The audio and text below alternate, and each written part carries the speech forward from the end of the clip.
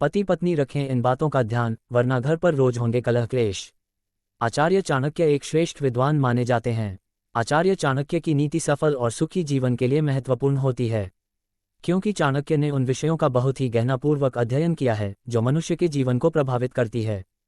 चाणक्य कहते हैं कि पति पत्नी का रिश्ता भले ही दुनिया का सबसे मजबूत बंधन होता है, लेकिन ये रिश्ता प्रेम और विश्वास पर टिका होता है। अगर वैवाहिक जीवन में प्रेम या विश्वास की कमी आने लगती है तो ये रिश्ता भी कमजोर होने लगता है।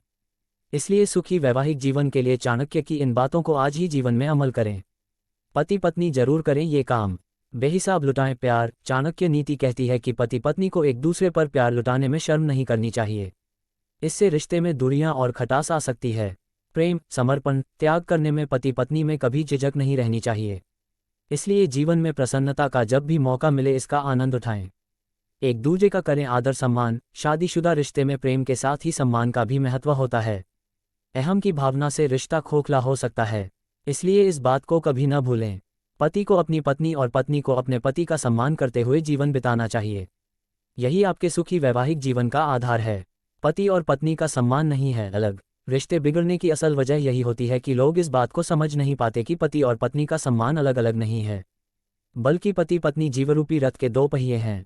इसलिए पति पत्नी इस बात का ध्यान रखें, एक दूसरे की कमियां या गलतियों का पिटारा दूसरों के सामने उजागर नहीं करना चाहिए।